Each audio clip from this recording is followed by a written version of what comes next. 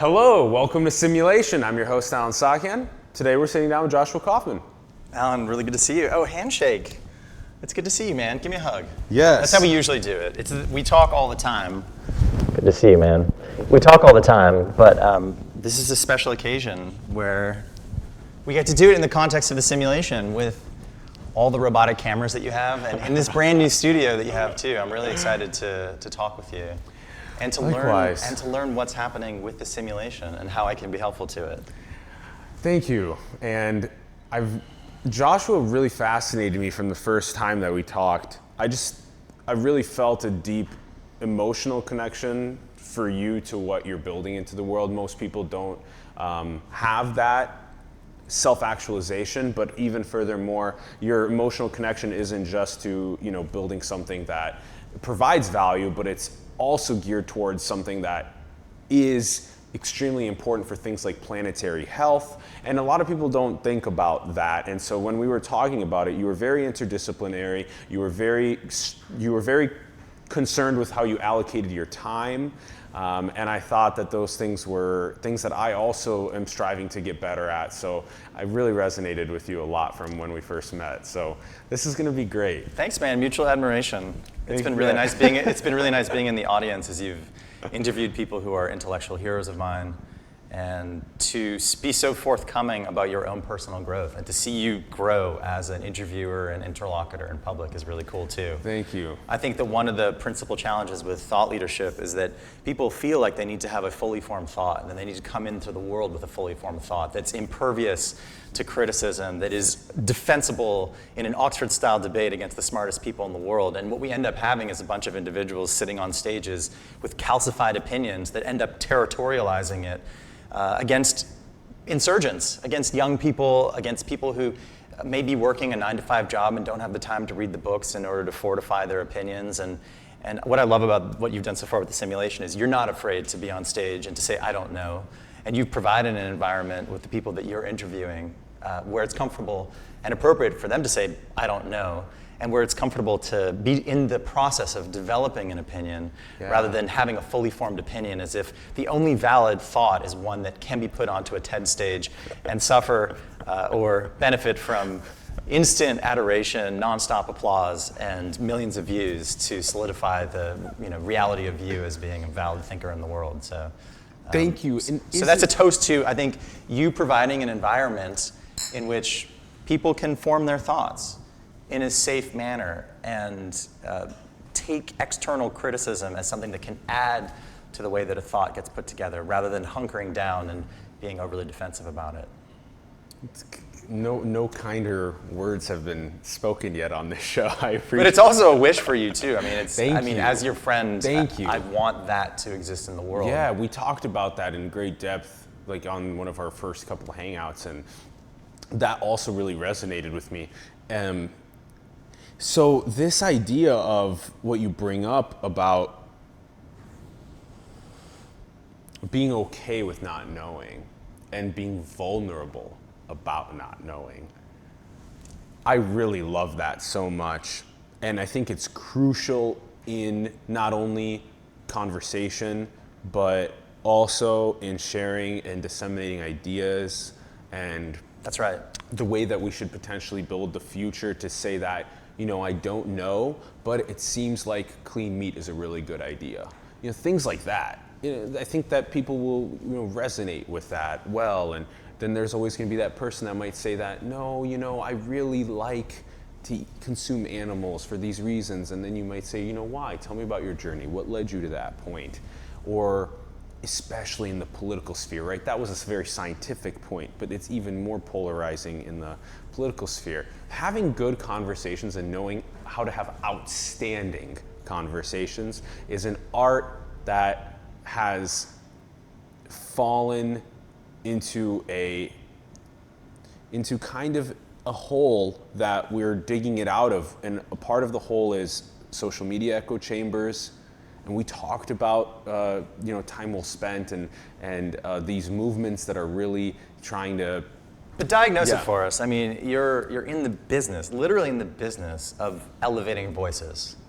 So you see people as they appear in the world, and they come into this amazing studio, and then you see them sit down beside you or sit down on a stage in another sort of environment, and then you see the public persona turn on, and then you see them say the things that the audiences want to hear. Yeah, it's crazy, actually. One thing I definitely want to talk with you about, but I'm terribly ill-informed about, is this person, Jordan Peterson, this lightning rod who you chose to bring into your house.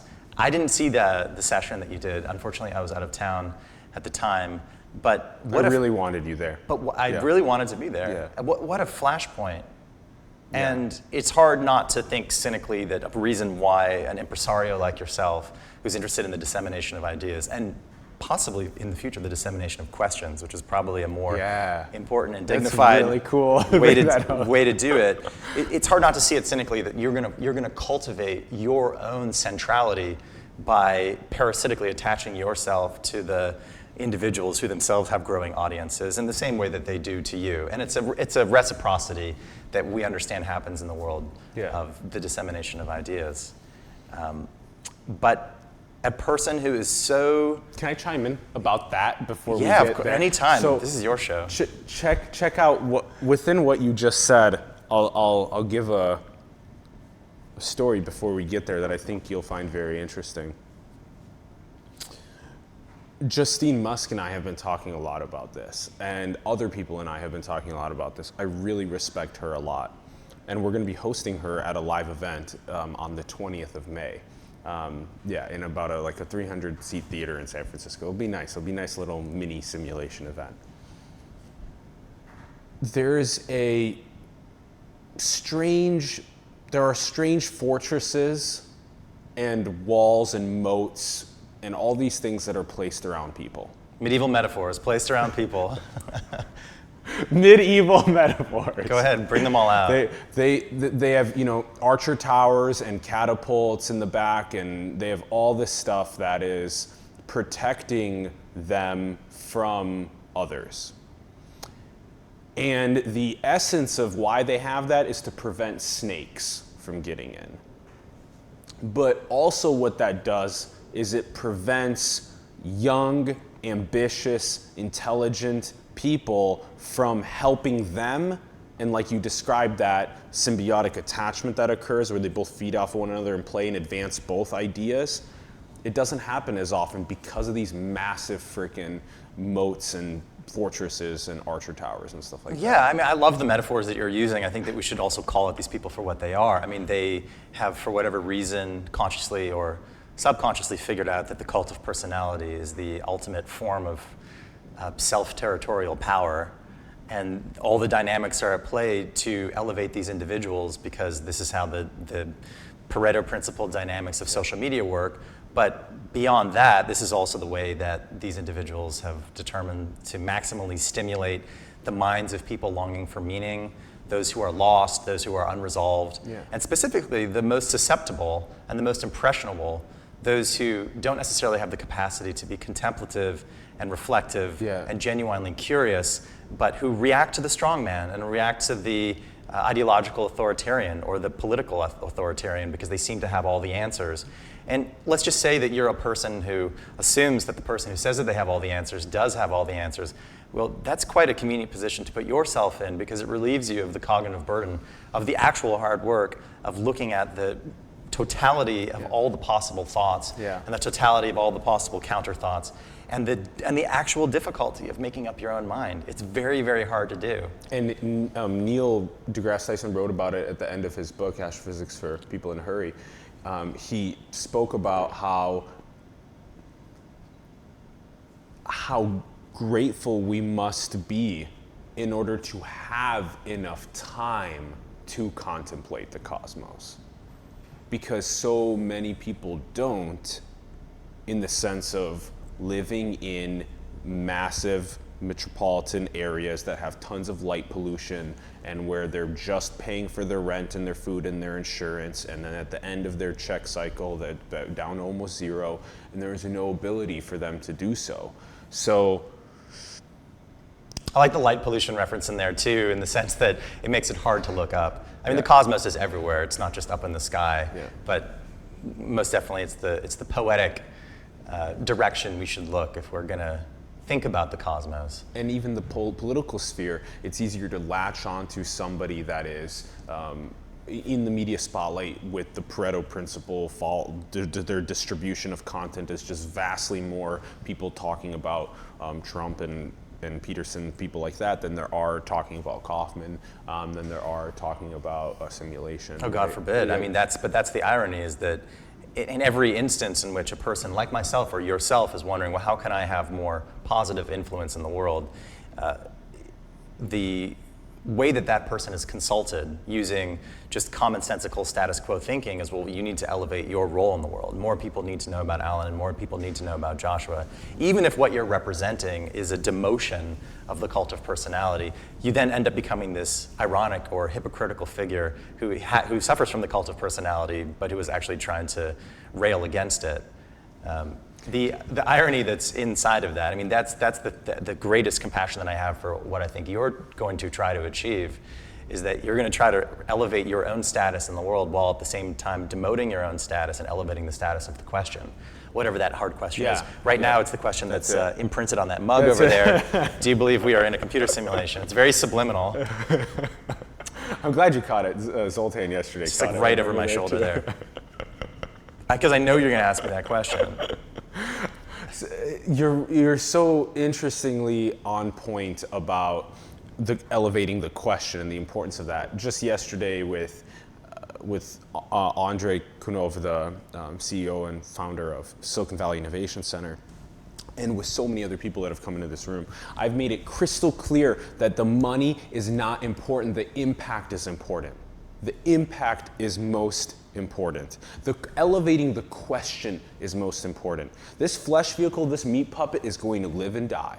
But if we can disseminate these thought-provoking questions to more people across the world and then pass it down, that's what will actually build the future of the world.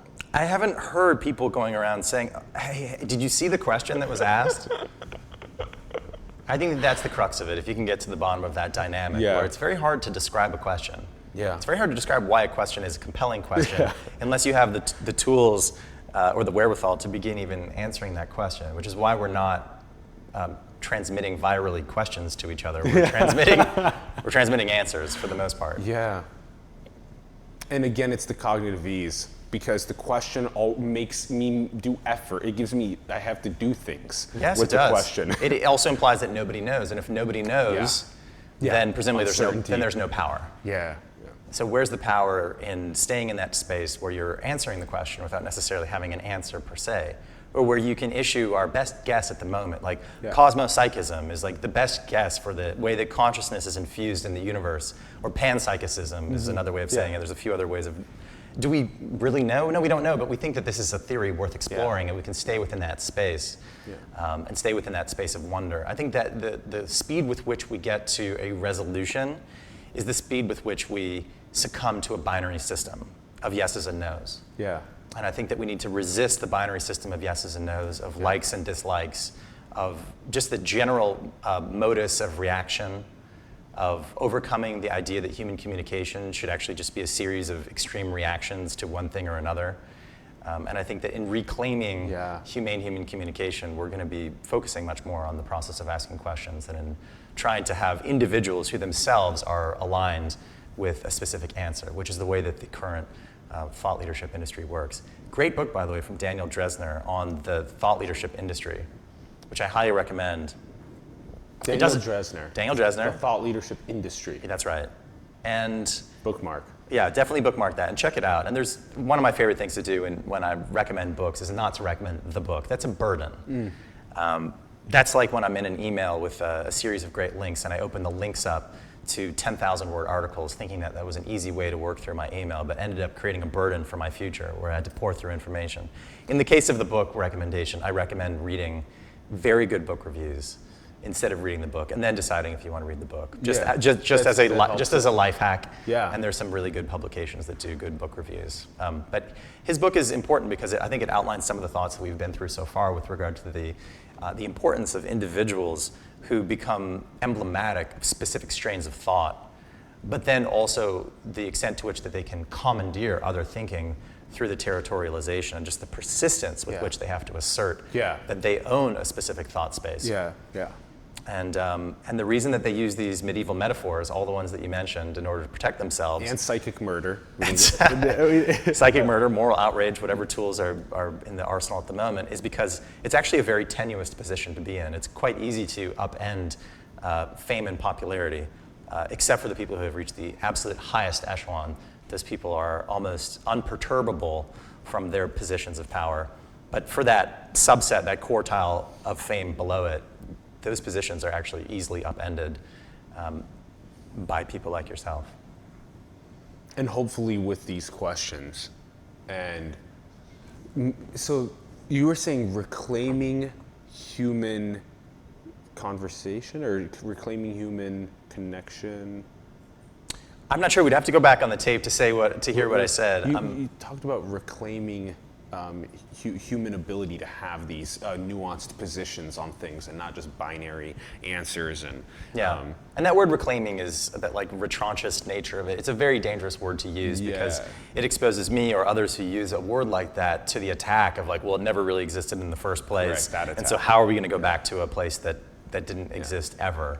So I think it's a growth into the sphere of having better conversation or outstanding conversation. Yeah. By reclaiming, I mean as a proportion of the conversations that are happening, we might think to increase the percentage that are devoted to being okay with ambiguity, for example, or uncertainty. Yes. So we're on thought leadership, and it's really fascinating. I almost want to stay here just a little bit longer. I do want to stay here just a little bit longer. So maybe let's chat a little bit more about so with some of the conversations, we'll leak a little bit into the Jordan conversation. Something that I really thought was interesting about him was that he was telling people to clean up their room and to put some weight on their back and build something into the world. And I thought that was really good and really insightful for actualization. And Tony Robbins does quite a bit of that as well. And not only is that kind of a crucial thing to do in life, is to find that essence, that bliss, and build it into the world and make that value in the world, but also is how that relates to as you climb up these structures, this genetic fitness landscape of people that have the rockets, the space bubble, and then they have the genetic engineering bubble, and there's all these people at the top of those spheres. As you kind of climb up the plane on one of those, or you try and jump to another one and talk to people on that one, the interactions that happen between the people identifying the thought leaders and the people that are trying to talk to those at the top of those little parabolas on the landscape, that is something that I find really fascinating, that interaction between those people as that person is trying to come up and engage and interact. Well, for the most part, those individuals, you're speaking about genetic fitness on an individual level, these aren't individuals anymore. Like, I'm not going to name names, so I think we're talking about these space cadet humans who are interested in transcending the not just what it is to live on Earth, but even transcending the definition of the human so that they can territorialize an idea that only they can be within. Like, it's not enough to just remove yourself economically from the conditions of other humans or remove yourself geographically through the usage of private jets and domicility in far-flung countries out of convenience or through large investment. But you need to literally remove yourself from the earth, or remove yourself entirely from the category or the kind of what it is to be human in order to see some sort of self-validity. These are individuals who have defined themselves through their supremacy and defined themselves through their self-perception of their superiority. And at a certain point in time, you acclimate to that. You acclimate to a kind of a social distance that you have to others, and then you're stretched. You're like in your 40s or 50s, and you've got billions, tens of billions, more than $100 billion, and you're going, how am I going to demonstrate to myself and to all the people around me that I am so distinct from them such that I'm a category of my own? What is the list that I could put myself on that only has room for one person?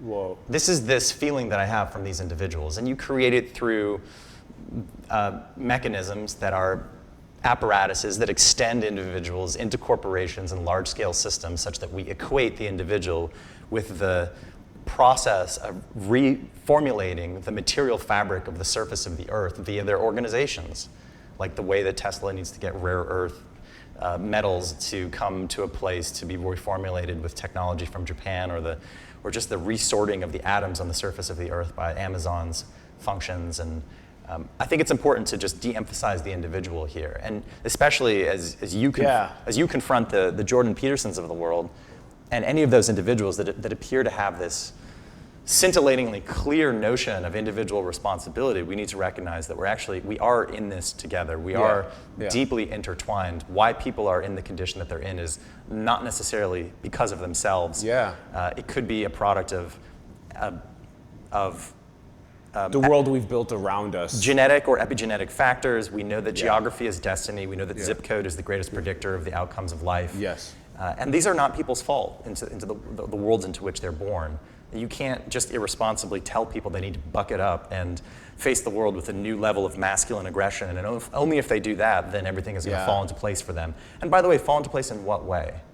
What is the outcome of this masculine aggressive form of self-formulation or discovery? So as much as it is the role of the individual to find their essence, it's also the role of the collective to be open and vulnerable and loving and compassionate with one another to help build that future where it becomes easier to be actualized. And well, it's the dichotomy of the frame of the individual versus collective that I'm bristling about here.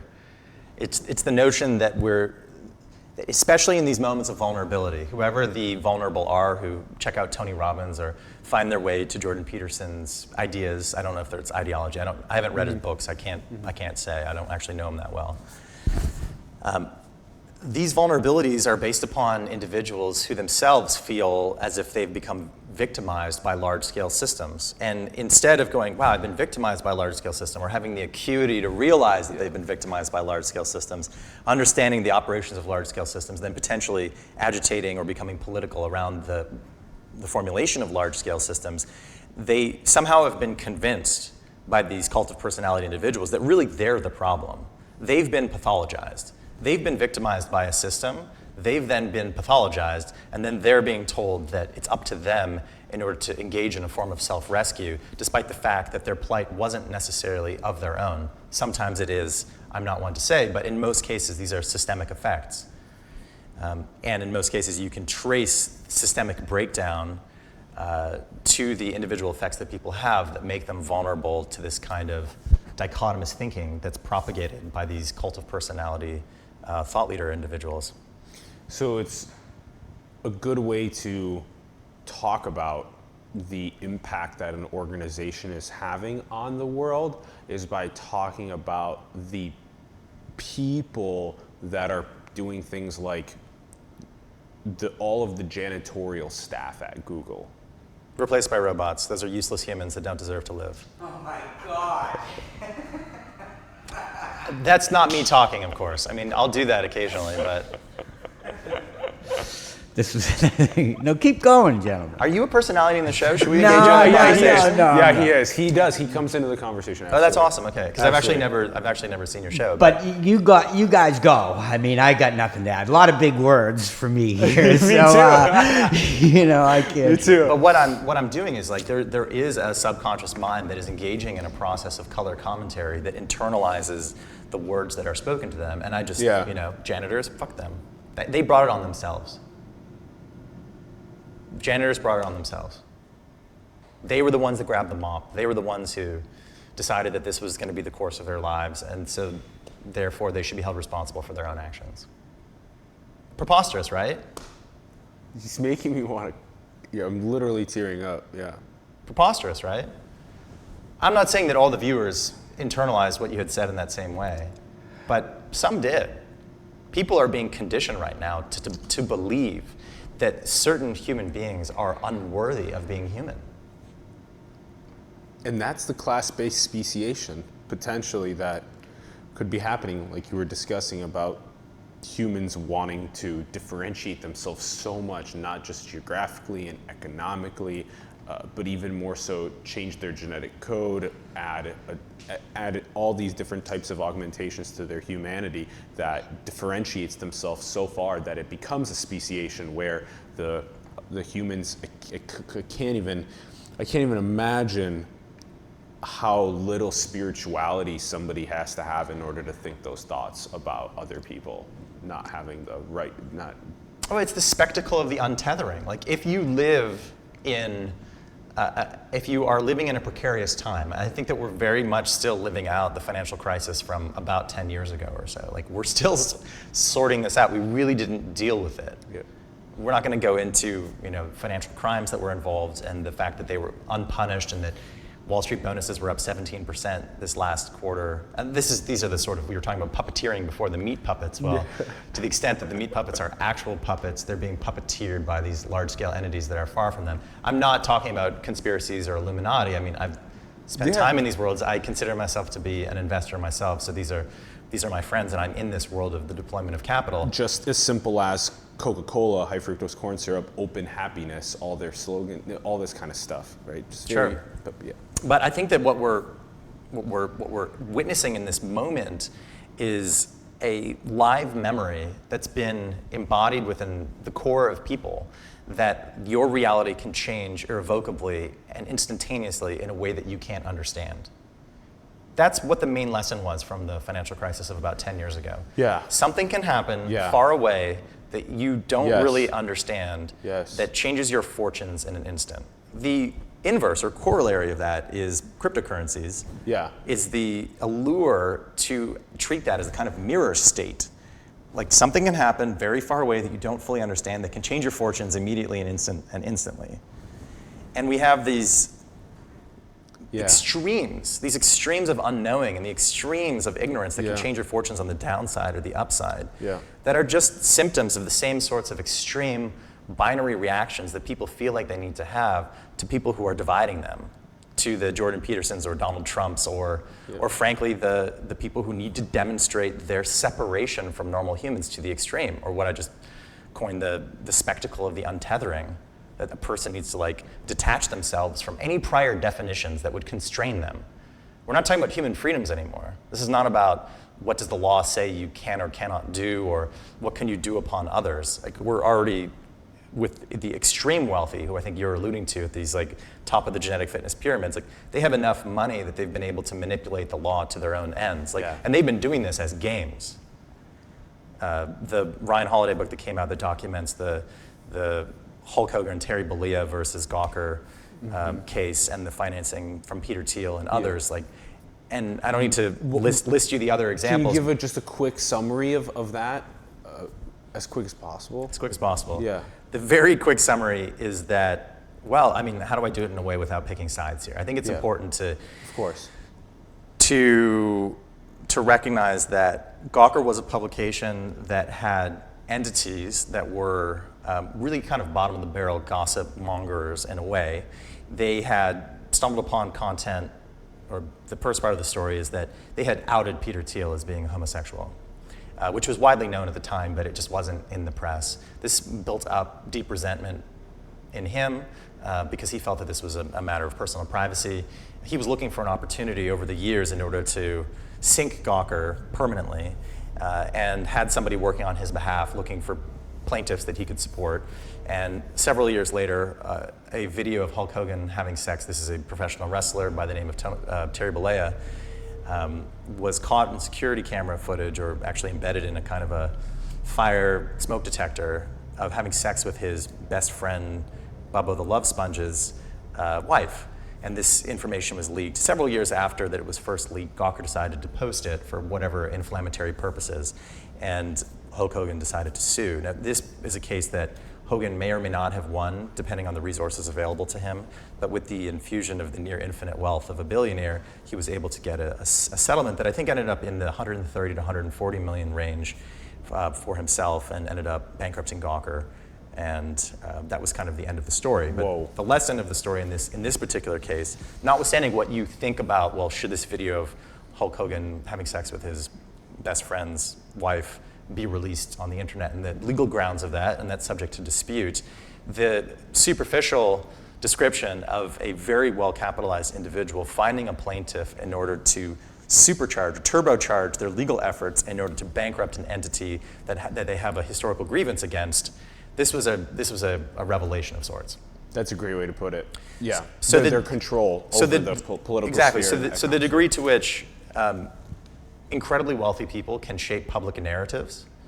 The last manifestation of this now seems quaint by comparison, but Reputation.com was a company, I think it still is around, and there's numerous other companies that will scrape the internet for you and scrub history in such a way that people of the present will not know what your actual past was. They will be forced, wealthy people can force humans of the earth to consume them only in the version that they exist in the present, and not as a version as they existed in the past by changing public records or changing the history of the internet itself through cease and desist letters and letters potentially threatening defamation of character to websites. And so we have this very sanitized version of the past that's been cleaned up by public figures of the present so that the people in the present don't know the true nature of their past. And so furthermore, the people of the present are forced to consume the powerful and the wealthy in the present alone. Now, if you're very industrious and you can find the Wayback Machine and you know investigative journalists or you know how to find that information, you can find out people's pasts. But the degree to which the people in the present can manipulate the notion of their bad actions in the past has intensified considerably. And the systems by which humans in the present are living is reducing them to this presentist notion whereby they're only able to even discern the things that are brought to them in the very instant. And they have the tools to look into the past, but not the kinds of tools that we thought that would be at their disposal when we gave birth to the internet in the first place. These people at the top of the genetic fitness landscapes still have to go to the bathroom and poop and use toilet paper to wipe their butt. It's a very humbling thought. I think that would be a really nice quote if you were to start putting quotes on this wall. The infusion of money into changing society in the way that you can not only take great advantage of potentially other people in a political and economic systems, but even more so to distance yourself so far from other conscious beings that they're not cows, they're other humans. No, they're cows. They're cows. Ron? Well, you know, I like my brisket. How do you like your brisket? Do you like it with... Throw that RoboCam on. Oh, yeah. Okay. I mean, they are cows. To a lot of those people. Not to all of them, but to many of them. They're so abstracted. There's so many layers away. They're just an image of a microscopic civilization living under 40,000 feet of thin air. Or they're abstracted through the data about them.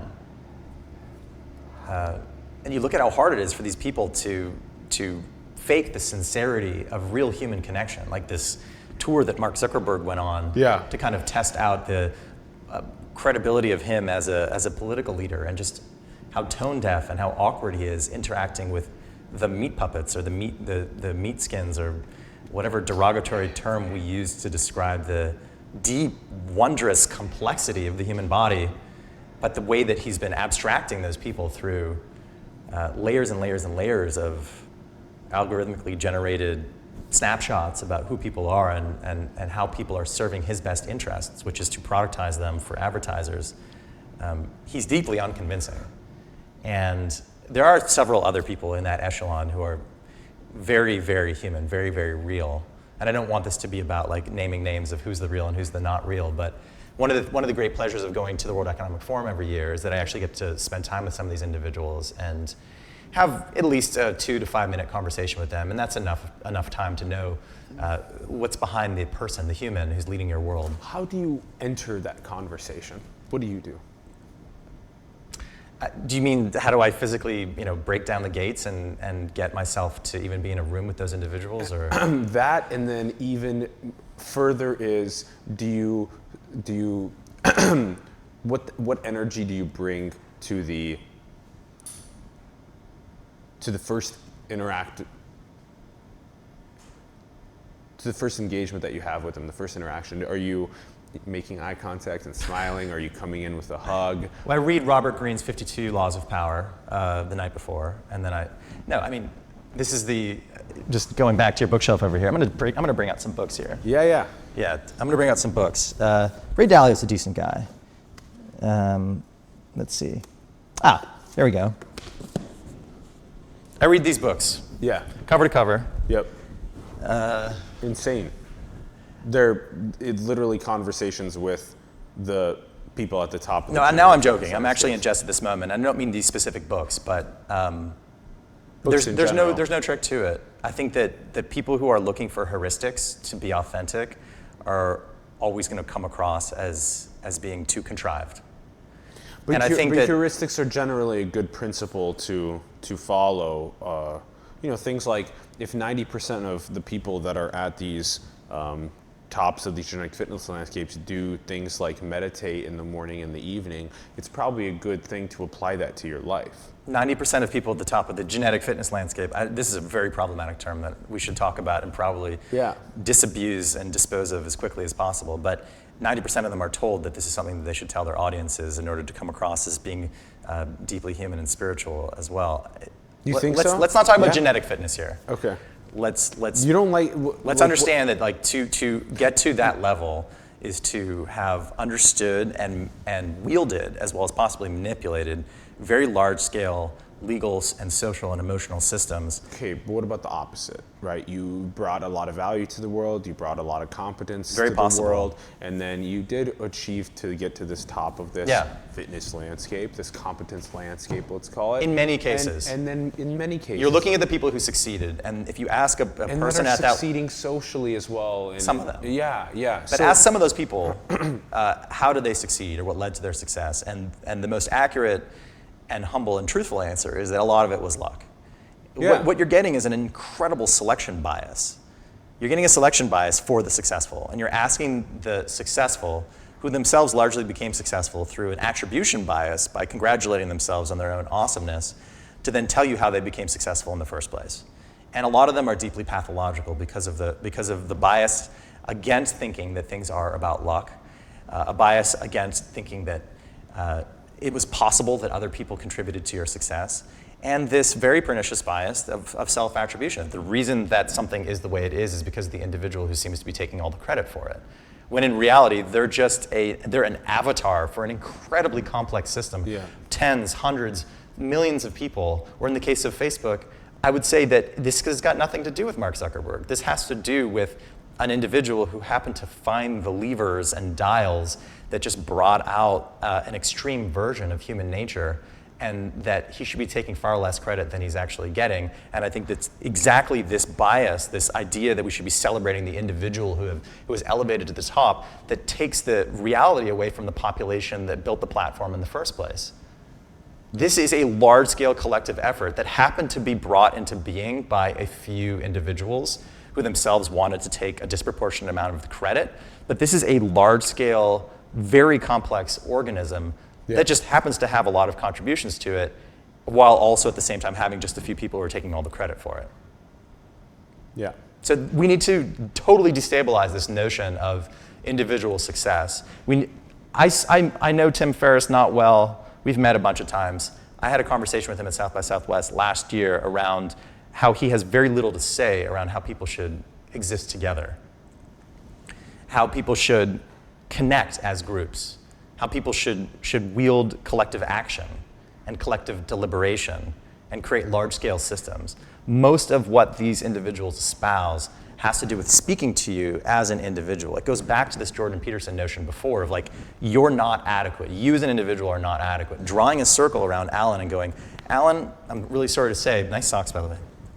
I'm really sorry to say, but you are separate from your environment, separate from your history, separate from your context, separate from your city, separate from your friends, separate from your colleagues, And whether or not you're successful is entirely due to what happens inside this arbitrary circle that I just drew around you. That goes against everything that we understand about physics, about chemistry, about biology, about sociology, about psychology, about economics. Evolution. Evolution. This is a mythology that's brought to people in order to have a false sense of confidence and to reduce the cognitive burden around the complexity of actual reality. Okay, isn't it also true that the circle around you and the actualization that should come from within you is also partly on your shoulders? Sure, definitely. But then to just say it's that is wrong, and to just say it's on the collective is wrong. But then there's some beautiful way to figure out, like you said, why are authors like Ferris not writing about how the collective should be shaped in order to maximize flourishing? I hope he does. I mean, this is my great hope, and I encouraged him when I met him the last time, whatever it was, 13 months ago. I asked him, why aren't you doing that? I said that's really what we need right now. We don't need more Randian Ubermensches running around the world. What we need are people who are thinking in terms of the collective. And he said, that's not my game. That's not what I do. And he didn't mean to be dismissive. He was just being honest. He's just like, that's not my beat. That's not what I cover. That's not how I communicate. And I think, and I haven't heard him recently, but I suspect, based upon the reactions that I'm getting from people who do engage with his content, and Tony Robbins to that effect as well, is that these individuals are begin to realize that this is where the market is going for them. So it's not about their personal evolution. Tony Robbins and Tim Ferriss They can pivot the market with their... No, it's the other way around. I mean, they're reacting to the market. That's what I'm saying, but they've built the market to be what it is by what they've said. Yes. As in, they can pivot the market by changing what they're saying to be more, hey, let's figure out, we're put in control of this rock. Let's figure out how to work together. But they're not saying those things on their platforms. That's right, because it will require large-scale collaboration and, in most cases, forms of sacrifice. Yeah. You certainly don't hear the people who are pumping the virtues of individualism speak in the terms of sacrifice. Yeah. It's the opposite. They speak in the very violent and machinic terms of war, about slaying enemies and conquering things or climbing things or fighting things or rooting things out. But I think that the market is there for them, and I think that the public is going to make itself known in terms of its collective desires, such that these individuals who are appealing to the individualism in people are going to begin to appeal to the collectivism in people. Yeah.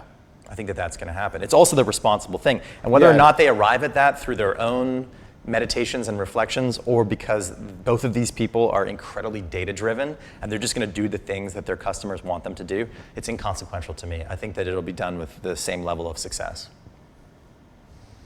I'm really excited to be a part of planting the seeds of questions into culture to get people to care more about the collectivism. And I think that's what we're doing with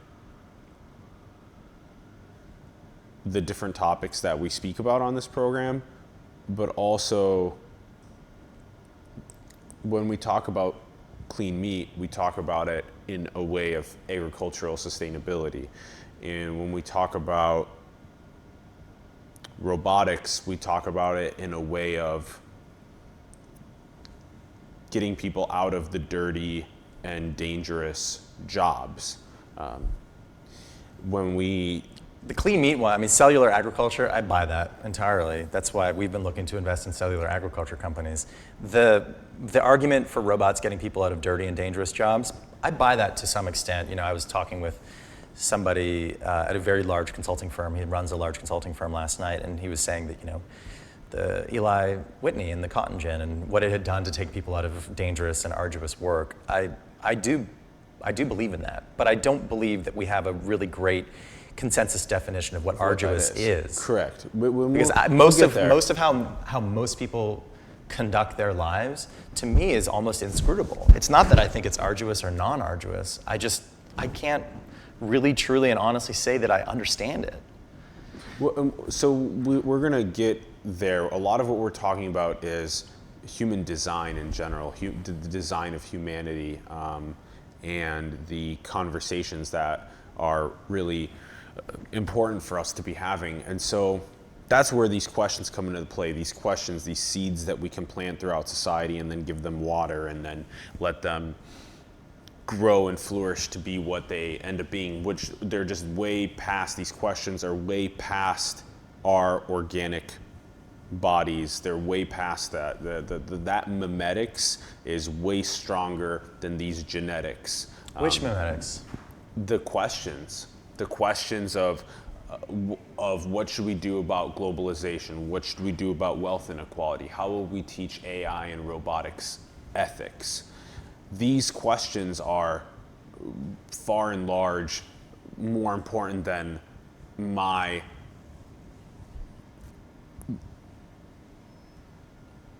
my offspring, my own offspring, because it doesn't even matter if you get your own offspring into the world if the world ends up being designed in a shitty way. Well, the world is multiple things. I mean, that's the first. I'm looking at the globe there, and I'm staring at the continent that I'm. Africa, yeah. That's why it's positioned like that. Yeah, I was just talking a lot. Is that so? I love that place. I haven't been, and I really fucking. How can you love a place that you've never been? Because you just. Because who doesn't love Africa? You just learn so much because you go to Google Earth and you literally observe so much. You go to Wikipedia, you observe so much, and you just get obsessed with evolution and how culture sprang up to be where it is. And but I'm looking at, just to go back to the point without losing it, I'm looking at Africa. You're saying, the world is not necessarily a place that you want to birth children into because of the way that it's potentially being designed against our best interests and against the best interests of the planet itself. I think that empirically that's very largely true, but the world is very uneven. It has punctuation marks all over the place, and it matters where you're born. Yeah. And it matters the culture that you learn and the culture that you feel that you can impress into and have impressed upon you. And I'm looking at Africa, and I'm looking at this vertical spectrum, and at the top I can see Scandinavia and a country that I've been to more than a dozen times, Iceland. These are places that this question of, do you live in a simulation? Well, I think it's like, do you live in a micro simulation? Yeah. If you live in Iceland, you're kind of in a simulation in the sense that it's the same humans-ish, same planet-ish, but it has an entirely different way of governing itself that has the world's oldest democracy that's been around for about 1,000 years, that has found a way to deliberate tribal conflict and resolve it in such a fashion as to produce some pretty good compromises for its population. It has other idiosyncrasies. I don't want to talk about Iceland specifically, but it does matter where you're born. Yeah. And being born into the United States right now is a very treacherous thought, but being born into a society that will catch you if you fall, because we fall for all kinds of different reasons, is a very different thing than being born into society that would actually celebrate your downfall. Because some of the celebration of the supersonic elevation and the untethering of the powerful is also a celebration of the people who are in the gutter. I think part of why in America, I'm Canadian by the way, we should just get that out of the way, but part of why Americans tolerate poverty is because it relativistically, if you're wealthy or relatively wealthy, you're able to at any point in time know that you're better than an average or know that you've transcended some base level of human existence around you. And without this large pool of people in poverty, without the opportunity to rubberneck and then pass by at their suffering, we can't know for certain that we're doing well for ourselves. Because we don't have the cultural apparatus anymore or the social capital apparatus anymore to be able to look at each other and go, how are we? How are we doing right now? I don't ask you when I see you, how are we doing? I ask you, how are you doing? Yeah. You have to answer the question as an individual. How are we doing? Yeah, so this is a great question to propagate. That is a great question to propagate. By the way, if you're gonna... That's so good. Oh, that's so good. Just because we ask it a couple times per day. So to change it to just one different word in a very standardized question is a really good way to start. And what do you think will happen? Next time, like, just imagine in your head, don't say the name of the person, but the next person who you would have said, how are you doing? And you're gonna switch that to how are we doing? How do you think that scenario is gonna play out? That person's likely going to go, the little, yeah, and then they'll... and probably ask the question, which we? Me and you? Like, how are we doing? Like, I think most people would interpret that as like, Alan, did I say something that offended you the last time that we... Something like that. Or there will be other very enlightened people that will be like, well, there are certain problems on Earth that we need to fix, and et cetera. That's right. Yeah. But I think that even the question of we, or which we, to get that to the next sub-question, is an indication of what the person is thinking about. Yeah. How are we doing? Well, my company's doing great, thanks for asking. How are we doing? Well, I was at the gun march this weekend, the March for Our Lives. Or how are we doing? Well, I saw the Stormy Daniels interview this weekend. Or how are we doing? Well, actually, it's weird. I noticed that based upon my social intimacy algorithm that you and I were text messaging on average every 3.5 days, but your last text message was from 8 days ago. Oh, sorry. You're good. So try that. That'd be really interesting to do. I like that one. How are we doing? Now, you spoke about something else, which is the anti-natalist movement. This is a fascinating strain of thinking that has some level of seriousness to it. I'm not sure. Have you looked at that at all? It's the concept that we're so suicidal that potentially we shouldn't be introducing any more humans onto the planet until a point at which we can stop being suicidal. Yeah. That's super interesting. I've been preaching about this whole memetics over genetics thing, trying to get people to have more conversations about the world that we live in and the world that we should build prior to just birthing more kids into this world. So if we prioritize procreation because of our genetic tendency and inclination, proclivity to do so, then we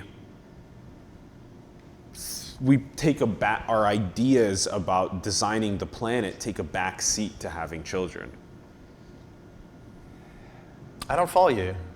Can you say that again? If we allow our proclivity to have kids take the front seat and have the back seat be the discourse about how to design humanity, that is a recipe for disaster. I mean, I think that the front lines of designing humanity is parenting. Yeah. I think that, Actually, I would also argue meditation is there, it's spirituality. Swami Ananda was just on the show, and he actually continued to say that inner management and meditation is the key to spirituality, Is he a guru propagating meditation as a panacea? Potential. Sounds like he might be in the business of selling meditation to others. He's a spiritual leader, and he's not really selling meditation. It's more that he's, you think about greed and power and all these things that we've been discussing. A lot of them, even parenting, a lot of them can be, meditation does insane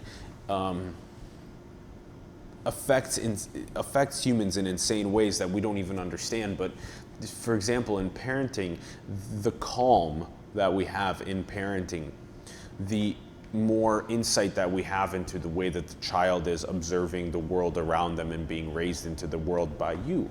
And then the same way that meditation affects parenting affects the way that you run your business. You're no longer looking at people in the eyes and thinking that this person is a fucking janitorial slave. You're thinking about them like this is their life journey. Well, ideally. I mean, it turns out that you need to be guided in a meditational process for it to unlock all these other attributes of compassion and empathy. It's not automatic. A lot of people meditate because they're trying to make rational decisions. I think the the birth of meditation as a corporatized practice, at least in the first iteration as I remember it, was largely about people making rash emotional decisions, and this was a way to at least observe your emotions as they were forming, such that to the degree you wanted to incorporate emotions into your decision making, they weren't taking you over as if you were possessed by them, but that you could incorporate them in the same rational way that you could incorporate reasonable cognitive thinking. So it comes from a different strain as to how it became popularized via corporatization. Obviously, meditation is a tremendous tool. I'm a huge advocate of it, but it's like a intellectual reflex that people just say, like, well, clearly what we need to do is meditate more, and if we meditate more, then everything's going to be fine. I remember being on a trip with about 85 very talented, high potential individuals, approximately of my stature and age. And we were in a geography that was very, very complicated. And on any given day, if there was something that was confrontational or complicated that we were being confronted with, invariably somebody in the group would be like, I think it's time to meditate. We would get in a circle and we would meditate for some amount of time, 5, 10, 15 minutes, and then carry on with our day. Meditation in that context, and I don't mean to pick on that context, but meditation in that context and in a lot of other contexts is a way of dissolving tension. Finding yourself in a place that's inexplicable and then dissolving it away by making it in some ways vanish, disappear, otherwise just melt into the fabric of reality. And it's a way of smoothing out your emotional response to external stimuli, which might actually require you to have potentially combative discourse around the stimulus.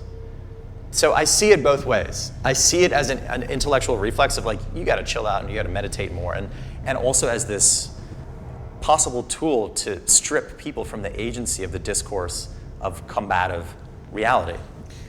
But let me just go back quickly to parenting. I meant to say it very literally, like the design of the planet, to the extent that our definition of the planet is contingent on human beings, and we should destabilize that notion considerably as well. Our fixation that the planet is by and for humans is something that we should destabilize in the same way that we're destabilizing the notion of individualism or individual attainment. But let's just say that we have that notion that the perpetuation of the planet is contingent upon the reproduction of the human. Then this is the beginning of human design. This is the beginning of civilization design. But just like I was saying before, as I'm looking at Africa and Scandinavia still, you can be born into the United States and get 0 paternity leave, or get very discriminatory maternity leave, and have very little time to spend with your kids, and have your kids raised by iPads, or worse. I mean, worse. A lot of people can't afford iPads, and they're having their kids raised in the old-fashioned way, television. In a lot of places that I would consider to be very lucky places to be born into, there might be a year of paternity leave or a year of maternity leave. You might have people from some outside entity come visit you on a daily basis to answer any questions that you might have with regard to the complexities of raising children, and also giving you tips and tricks as to how to raise very healthy and well-adjusted children. Those places exist in this world right now. It's not like we need to de novo design them from scratch. They do exist, and they're there waiting for us to be inspired by. But part of being inspired by them is refashioning our own society to possibly admit that the tools and techniques that we've used to this point are failing us. Yeah. And that's a really hard thing to do. Yeah. I'm glad that we're in parenting and meditation as we come to a pretty close to an end. We've talked about nothing that you put on that board. I'm obsessed. We talked about planetary health, human augmentation, social needs, globalization. We talked to you. We're going to have a round 2. We have to have a couple rounds, yeah. Both of those last 2 topics are massive to unpack. Just to touch on them, let's see if I can do it quick. With meditation, I am in agreement with what you're saying. It's important to not just step away from the discourse in order to meditate, but in order to know how to equanimously approach nuanced discourse, one does need to meditate.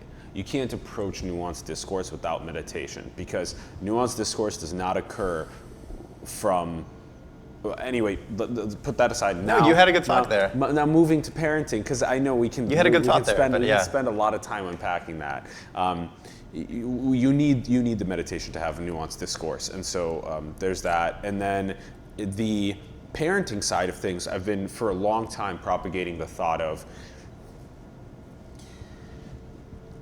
every single parent is a deity to their child. The child is born into the world, the parent is the God to the child. The parent is then responsible for enriching the child's life to a degree of where that child is not only aware of the world that they were born into, but also possess some sort of awareness of their own body, as well as awareness of the moral structures of society, to be a strong person of value that ends up being brought into the world. Every single one of those things I mentioned are very subjective and difficult to define. The awareness of the world around you, the awareness of thyself, as well as what you're going to build into the world. Those are very subjective things, but I've been trying to build a curriculum of what some of those things should be. That's great. And let me help you with that if you want to offline. I would. I But think so we kids, should definitely if talk about that. the parents as gods or goddesses, I don't know. We can talk about that later. But let's just say, to some extent, metaphorically, they need to be judged by their actions. And in most cases, those parents are working like dogs. They are, and that's where you chimed in. And this those was a really lives, important point. those lives are very. There's no time to do the raising of the child and to increasing the awareness of the child and to So taking their what do gods, responsibility for that. let's continue this further, this thought experiment. What do gods in our society do from the vantage point of children? Well, they get into cars which represent their identities. They drive off to places that are hard to untangle and understand. They spend a lot of time there, and then they come home and complain. So we know that they're devoted to this fuzzy notion of the collection of resources so that kids can acquire instant gratification through consumerism. We don't really know what parents do at work. A lot of humans don't know what they do at work. Sometimes I don't know what I do at work. It's hard to describe. And then we come home, and then that's the thing that occupied the majority of our lives. And then occasionally there's like a moralizing 1950s dad or mom like telling their kids about how to behave. But we should be judged by our actions. And the majority of people are going to work in a way that is invisible to their children. And that's not a swipe against work. I think work is really, really important. Yeah. But it's also potentially a swipe against the exposure that we do give our kids to the actual knowledge of the ethical decisions that go on a daily basis, or to the grand ethical decision about what am I doing in the world? How have I chosen to spend my time on this earth? Yeah. As a core principle. Yes. So that you can learn from me based upon that biggest decision. Yes. So that, if anybody ever asks you, what does your mom or dad do? You can say it succinctly and just blanket statement go, sounds like that their life is filled with meaning and that what they do is an instantiation of their moral system to the extent that they have one. Yeah. The other dimension, which I think touches on the earlier one, and we're looking at Africa and we're looking at Scandinavia, these apparent polar opposites, but indeed they're not. And that's an apples and orange comparison to all my African friends who may ever see this.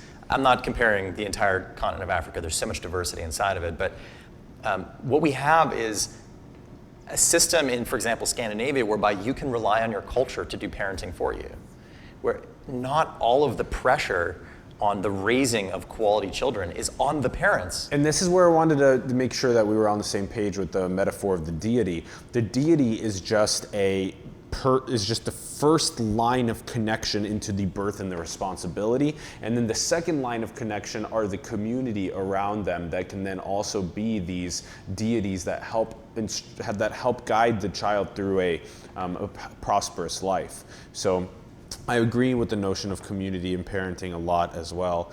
And unfortunately, the notion of community itself is being eviscerated to the point of being useless. If I hear Mark Zuckerberg talk about community one more time, we have lost the notion of community. A lot of this came from the economic and social mobility that the economy affords people, and the assumption that we should be traveling physically from one place to another, uprooting our families so that our kids who had friends in one place need to break off those friendships in order to develop friends in another place, or so that the intimate relationships that they had with their grandparents or uncles and aunts get cut off, and then you go somewhere else, and then it's just automatically assumed that humans should be able to form deep, intimate bonds immediately and instantaneously. There's a lot of assumptions with regard to the way that we vaunt the notion of economic and social mobility that actually leads to the fraying of actual communities, which I would define as having Yeah. something to do with the sharing of scarce resources and a material reality. Yep. So we have a whole nother conversation about how to design the future that I think we touched on a little bit now, and I'm so grateful. This has been amazing. Probably my favorite conversation on the show. Thanks, brother. Are we over? Are we wrapping up? That's what's happening? We do have to wrap. I really want to keep it up. It's like we could talk for so long. You're not going to ask me about the stimulation? I should ask you a couple course. questions. Let's ask a couple questions. I do like, I listen to just a few podcasts, and Tyler Cowen's podcast I find usually fairly good, and he has that segment in the middle where he asks people underrated, overrated. Have you seen that segment at all? I think it's really nice because it's like a natural break in the conversation. Yeah, you you put go it in the from this middle. like, I'm a guest, you're an interlocutor, like I'm blah blah blahing, I'm bloviating, and you're occasionally chiming in to clarify things or ask further questions. And it just makes it very formulaic, and so all the guests on a weekly basis get to answer a similar format of questions. And he just says something like, tea, overrated or underrated? And then you have to say very quickly if it's overrated, underrated. And most people can be evasive about something as innocuous and unpolarizing as It's tea. yeah. But I really like That's that. cool. Yeah. So to plug it in the middle might be interesting. Yeah. We do plug in at the end these questions. Let's ask you about what is something that you believe that nobody else believes to be true? It's hard for me to know what other people believe. Again, I've said this earlier in our conversation, but I don't make any assumptions about what people know, what people believe, or what is even knowable or believable. So it's to try to not be evasive.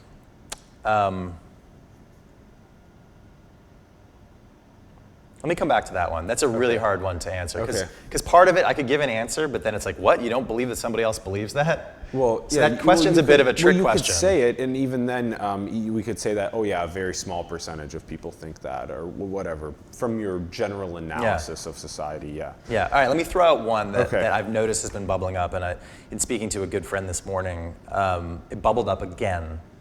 And it's not necessarily a belief yet. I would just say it's a very inchoate thought, but it's at least motivating me in some regard conceptually.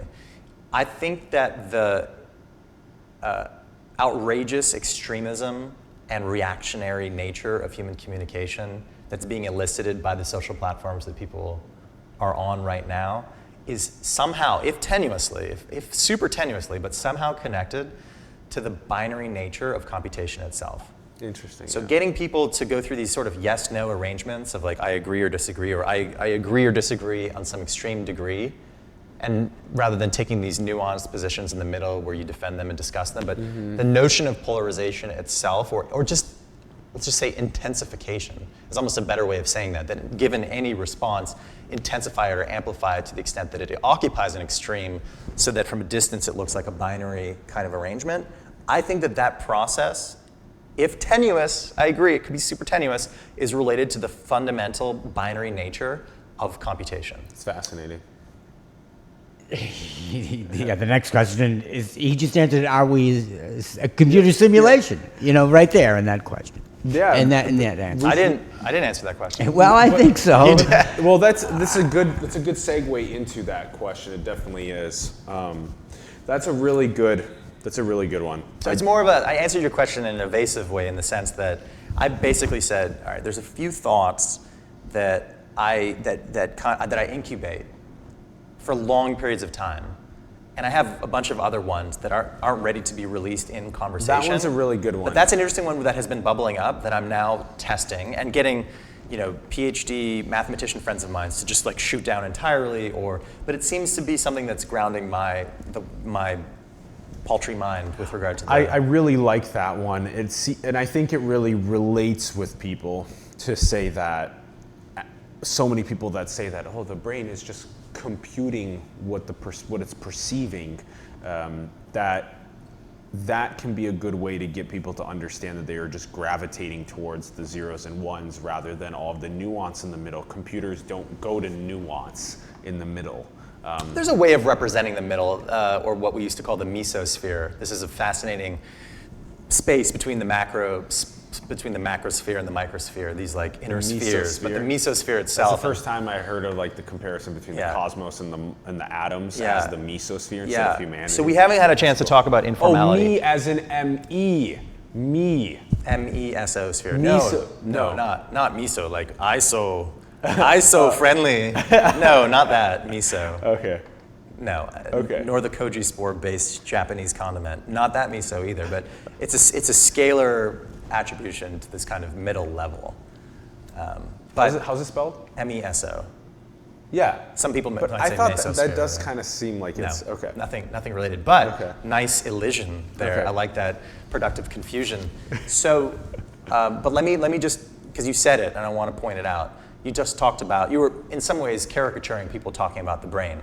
This is another thing that we need to dissolve immediately. This notion of the individual, like being able to draw a circle around the person and be like, well, it's all Alan's fault. He had it coming for him, that lazy schmuck.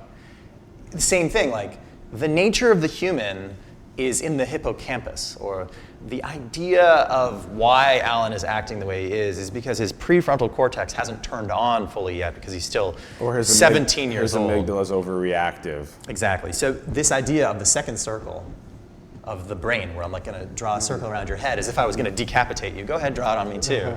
But as this idea of like an isolation of the individual or the decapitation of the cerebrum, these are such baseless notions because of the way that the brain is both infused within the body and then through the idea of extended cognition infused as a world which itself is a mental process.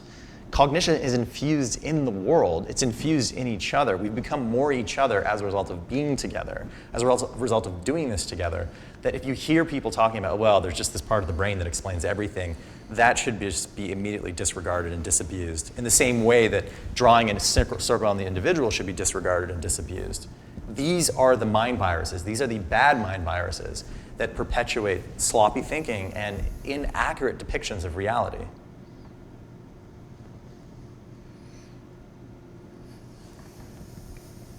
This is not by itself. This is not by itself. It's part of the whole. Yes, it actually is, and that's not a spiritual belief. That's Yeah. That is it. And even though it's not by itself and it is part of the whole, it is also brain inside of skull perceiving reality.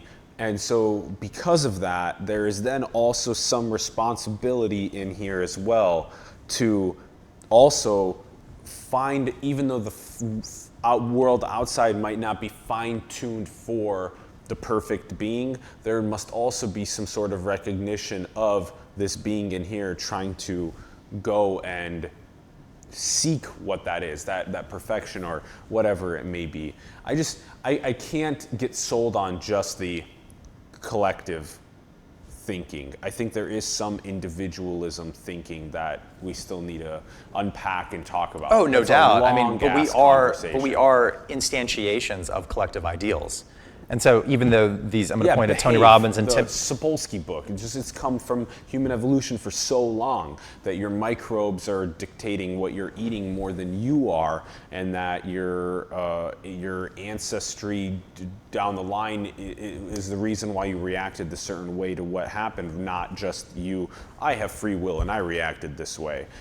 So you're right. I mean, that's been one of the, interestingly, in parallel with the financial collapse from 10 years ago, approximately is both the rise of meditation as a corporate practice and behavioral economics as something that is broadly familiar amongst people who are generally well-read. You know, people who are reading about Tversky and Kahneman, like they can cite this information.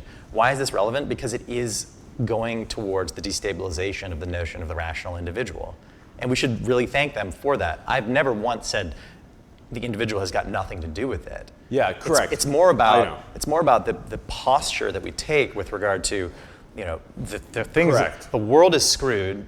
Everything around me is working against me, and yet I can step up as some superheroic figure and defy the nature of my immediate reality by impacting onto it in such a way that I can effectively disregard it and pretend that it's not even there. But you can impact onto it and make the world better and then make a good cycle out of that. That's a great way to do it. So I think that you're right about people like Kahneman that are making that really clear. Okay, let's go into, so that was a really great thought that you had. I really like that, and I think it really relates well with our ability to have discourse as well as computers. That's really interesting. How about the ones and zeros? How about, are we alone in the cosmos? Are we alone in the cosmos? And who's we in that one? Sorry, like just the question before that I asked you, how are we? Yeah. Who's the we, and are we alone in the cosmos? This rock. Is the plant, humans, Homo sapiens? This rock. Is the life on Earth, is the notion of life? Yeah. Life, as whatever way we define life, is life solely On this rock. on this rock in the broader cosmos? Yeah. I'm going to answer no, and unequivocally no, just because of my definition of life is not about biology necessarily. I mean, I factor in physicality into a broader network arrangement of what life is. So the moon, for example, and yeah, now the moon has microbes on it, and I don't mean to talk about it in that regard, but just even mythologically or as an object, which has always had objectness to it, is now a subject and has been a subject for tens of thousands of years since humans had the capacity to look up. It factored into a kind of a mythology that then affected the way that we told stories and motivated ourselves or navigated the oceans. And so for me, the moon has life. And that speaks to my kind of neo-paganism or neo-animism as how I am guided. And I understand that I'm As in there is planetary or life on, or the life of Saturn or the life of Titan or the life of these other Exactly. places. Yeah. So I mean, I understand that a biologist might hear what I'm saying and say, well, I think that what we're talking about is, carbon-based life forms, the metabolic processes, cellular structures, any kind of agency or even just. And you're talking about it from this more spiritual autopoiesis. Panpsychist. It's not even, it's panpsychism is different, and that would be another response to the same question, but it's more that my definition of life is such that these things are already incorporated into our notion of the conscious creation of reality, and so they themselves are folded into our broader definition of what life is. Yeah. Okay. Now, I don't believe that, let's find an inanimate object. Like, I don't believe that this is living in and of itself, but it's in a network of arrangements of life such that it effectively approximates life or is a part of life. If we're observing the stars and we're naming the stars and we're looking at them and looking at other planets, then those are alive because we're observing them and experiencing them. That's a bit of a stretch, but something to that extent effect is what I'm my first reaction to. Okay, how about advanced civilizations roaming the cosmos? I have no idea. Okay. I mean, I could talk about Boltzmann, or I could tell you about the probabilities of this existing the way that it is. Do you think that if you could just give us a binary on this one? A yes or no? Is there an advanced civilization roaming the cosmos? Roaming the cosmos. Yeah. There's something about the answer which speaks to a way of absolving ourselves from living in reality right now.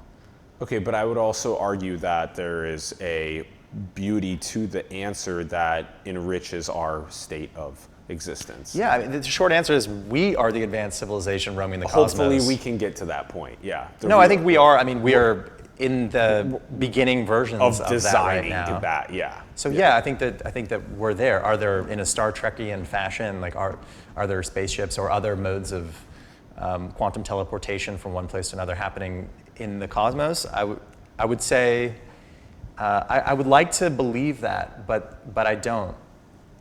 Do you think we're in a computer simulation? No. Why do you think this is base reality?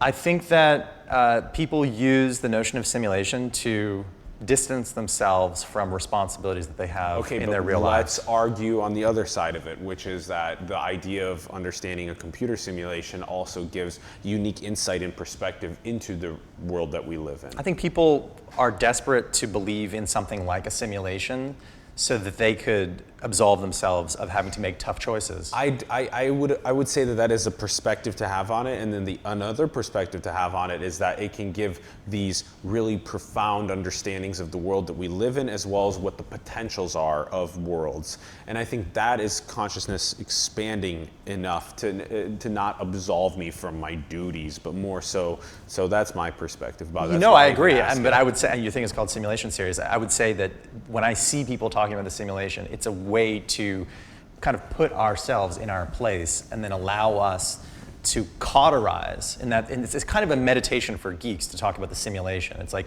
let's just go and talk about it for 10 minutes, and you cauterize that thought process around how things ought to be to the extent that we can individually or collectively and or together accomplish something in the world. So That's I'm just exciting, though. Pointing it out as a cauterization mechanism for actually stripping ourselves from our own agency. Isn't it also interesting, though, to think about it, like how should we design humanity? Isn't that a principle of understanding what a simulation, okay, if you were to be a designer or a programmer of the world, how would you design or program it?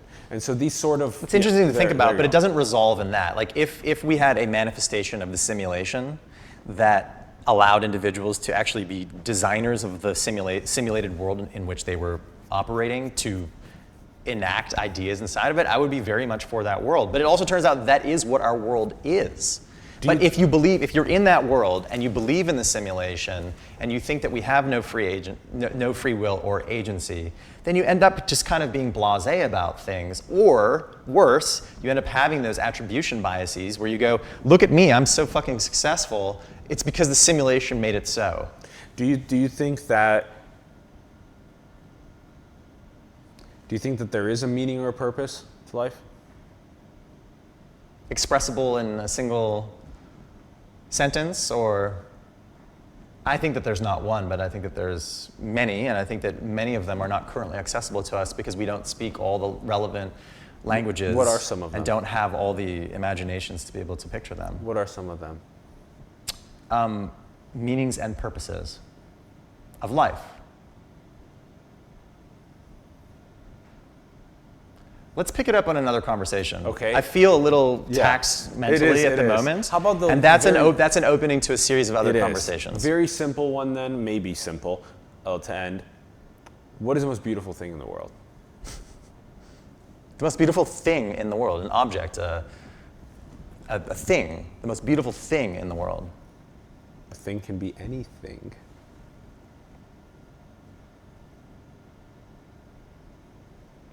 I think it's the whole world. It's Good answer. It's incredibly beautiful. I mean, and beautiful in the way that it's incredibly surprising, and that to the extent we are being stripped from the narrative and the drama around the relationship between humans and the world, and that we have this antipodal, oppositional narrative that's being told about humans versus planet. It's some Marvel mashup where we're gonna come to some final battle to see who wins. This is a fascinating thing for me to witness, because the truth is obviously that we're looking for symbiosis. We're looking for ourselves to be having an economic system that's ecologically rooted, that is based in the reality of our planet, and that doesn't act in a rivalrous or exclusionary fashion against other people, whereby this quest to be the superhuman, untethered spectacle of separating yourself from humans themselves doesn't mean that you're actually making it worse for other humans, that we can somehow balance out the greed and selfishness that we have with the desire for belonging and connection. The fact that we have a planet that has all these tensions on it that appear to be irresolvable, and yet we have certain weak signals as to how we might be able to resolve these things and live, dare I say, in harmony, or just symbiotically, which I think is a better frame, or mutualistically. Yeah. I think it's the great narrative, the great drama of our age, and that as a narrative is the most beautiful overarching narrative. It's the ultimate mythology placed on the ultimate stage with the ultimate combatants and antagonists / protagonists who are battling against each other, while what's really happening is that they're battling against themselves. I think that this is a beautiful story on a beautiful planet. You heard it here. You heard it here from Joshua Kauffman This is the human story, the human narrative. This is probably the most interesting thing that can be discussed, is kind of what is going on this planet. How are we going to move forward? We're grateful for the cosmos giving us consciousness. Let's figure out what to do. Action items, start asking, how are we doing? That's a really good one. Put that into practice, see what happens. Send us some email, simulationseries@gmail.com. Let us know what you have experienced. Comment below in this video what you experienced when you ask that. We'll highlight a comment, we'll put it in the bio. How are we doing? Instead of, how are you doing?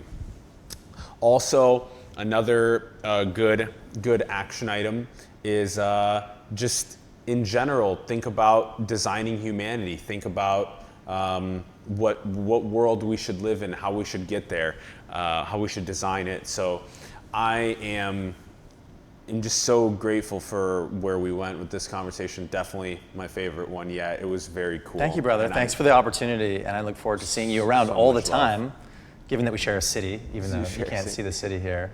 Yeah. And helping you guide this series of questions together. I would also remind your audience to live the question. Yeah, exactly. So yeah, living the question has been another fundamental pillar of what we've been discussing. Let's get the cultural dissemination of the question into more people's lives. And thank you for tuning in. If you guys have found this content useful, give us a like, give us a comment, give us a subscribe. We want to inspire more people to build the future. And if you would like to join the community, we have a growing Patreon community. We would love your support. You get access to cool exclusive content, live events ahead of time. Our book that's coming out soon, our Global Leaders book, it's gonna be super exciting. You'll be doing a portrait photo soon. Huge shout out to Ron Vargas, our director and producer. And that's it.